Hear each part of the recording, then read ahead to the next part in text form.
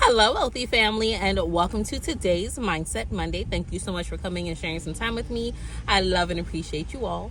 So I just walked out the movie theater. I just finished seeing Avatar Fire and Ash.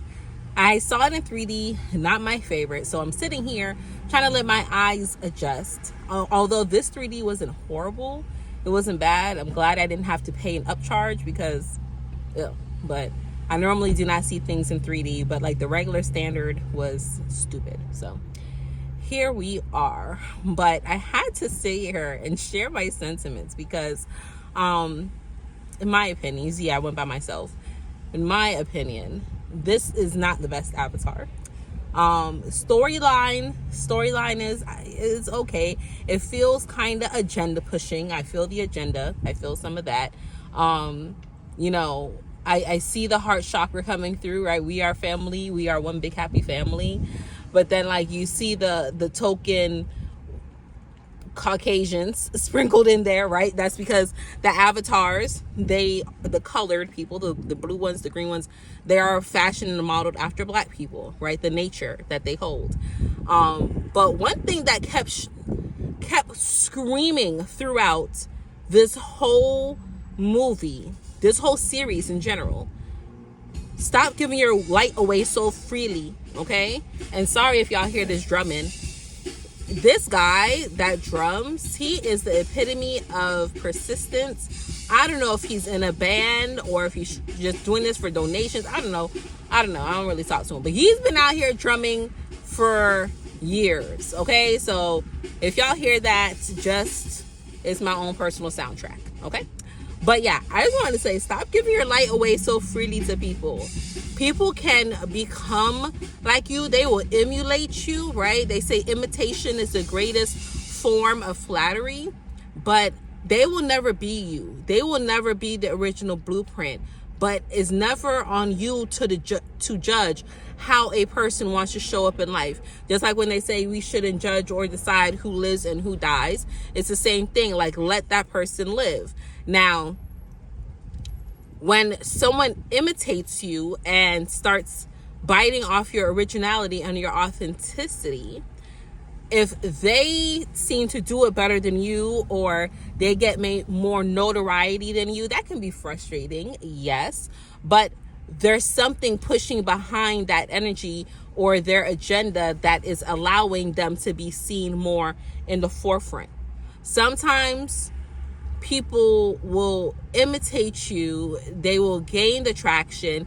It will come crumbling down because they can't sustain it, because it's not authentic. And if you didn't know, let me tell y'all something. If you didn't know, in 2026 and beyond, like right now, starting a couple months ago, actually, people are kind of fed up of AI. Yeah, you still have some people that go to ChatGPT and talk to ChatGPT like it's their friend or their therapist or something. But people are like, you know what? I need a human connective experience. Okay.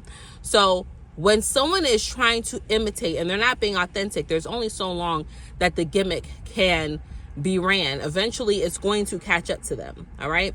So stop giving away all your play cards. Stop flipping all your cards over at once. Stop being so eager to be connected, loved, understood, accepted, whatever, and just give away everything that makes you spectacular. Stop dimming that down. It's so important for us to move in our authenticity.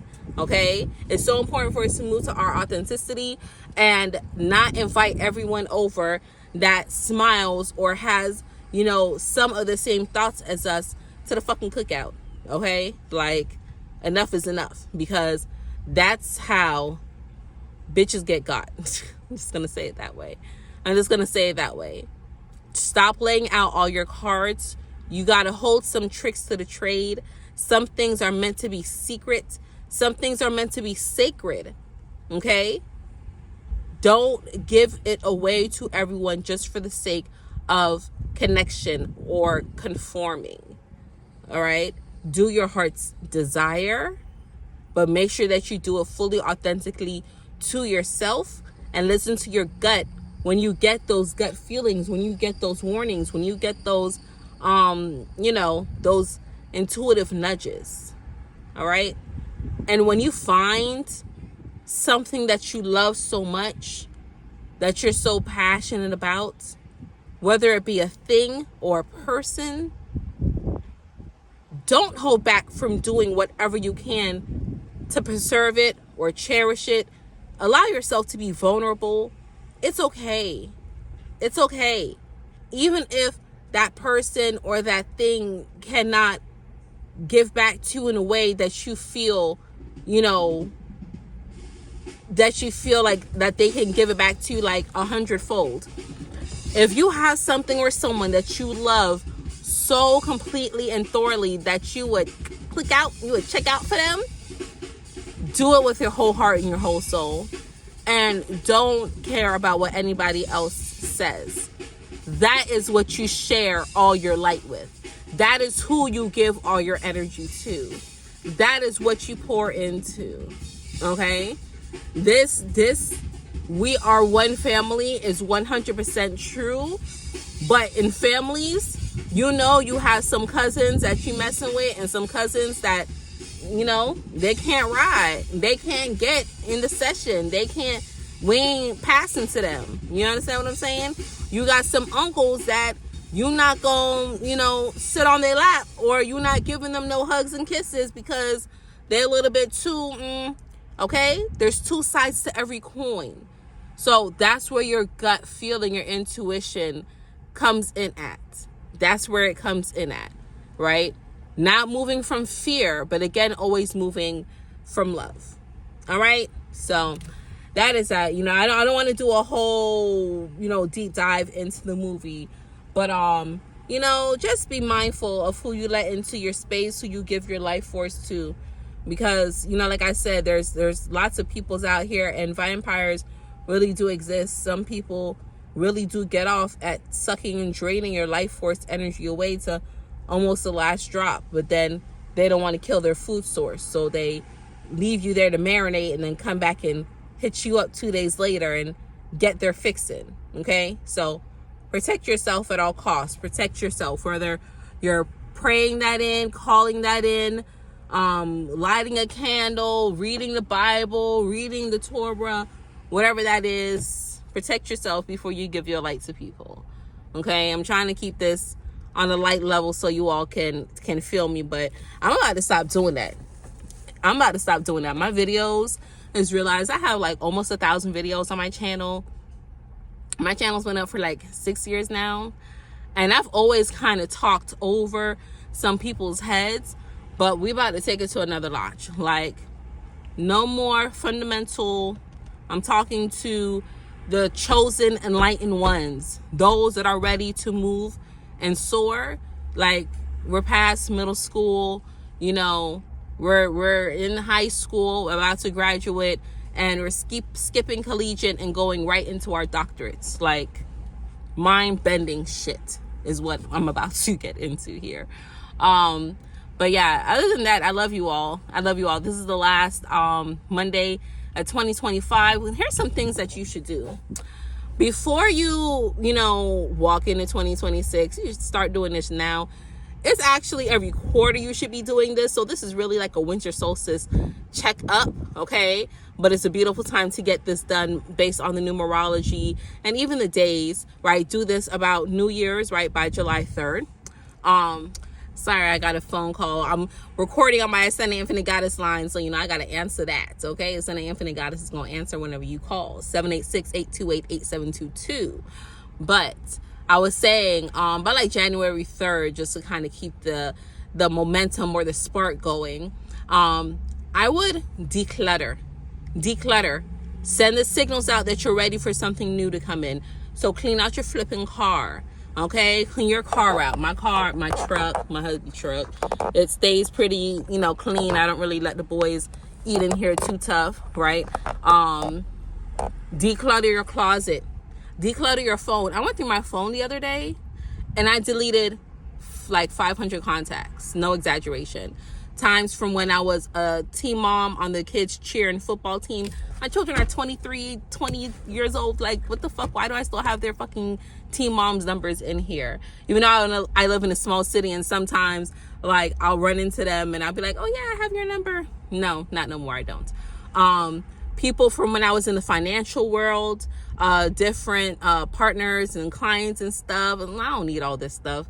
People from when I used to work in the call center, when I used to work in the daycare, I was like, I don't need these people's numbers. Family members that them passed on, like, why do I still have these people's number in my phone? So yeah, declutter your phone, declutter your closet, shoes, drawers, declutter that shit, clear it out. Old pictures in your phone, screenshots, clean it out. Your social media timeline, people that you're following just to be following, people you used to follow, you don't follow no more, clean them out, delete them, get them up out of there, get them out of there, okay? Get them out of there. Like, make room for space. Get a new journal, okay? Dedicate that journal to your dreams, hopes, and aspirations for the new year, okay? Get a journal for your dreams, because like your little dreams, when you wake up, when you go to charge at night and then you rise in the AM, the things that you remember, write that down. Pick a saying, pick a mantra for the year, write it out and tape it on your wall where you'll see it first thing in the morning. Okay, first thing in the rise. Like, start doing these little things, clearing that up. Of course, create a vision board if that's something that you're into. Look into like recording certain affirmations in your voice and then playing that shit on a loop. Listening to your own voice is so amazing, okay? Clean your mirrors, clean your altars if you have them, okay? Do some dusting, all right? Do some of those things, clear that stuff out, and then evaluate. Do an evaluation and say, what do I want my life to look like from now, winter solstice, until spring equinox? And then write out a game plan every month. Okay, we're going to do this. Many cities, towns, states, whatever, they have a lot of their events already planned out. So you can say every single month, at least twice a month, I'm going to pick something new to do.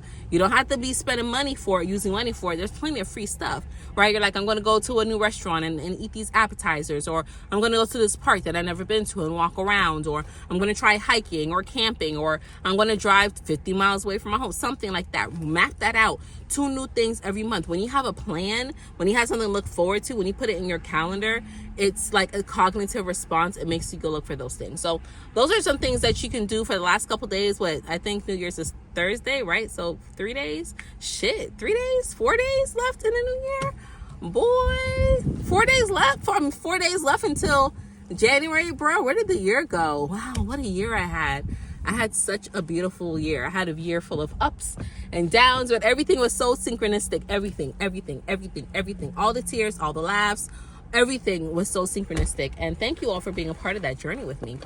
Grateful for you all. So that's all that I have. My eyes are good. I'm about to go and eat before I go pick up little ones from school, right? Mother life, I'm gonna go eat and enjoy my food without anybody looking me in my face about they want some. So I love you all. I'm grateful for you all. I'm grateful. My sweater says I'm grateful.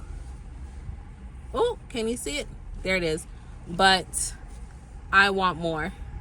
I do. I love y'all. And until we connect again, stay alert, stay aware, and live in love.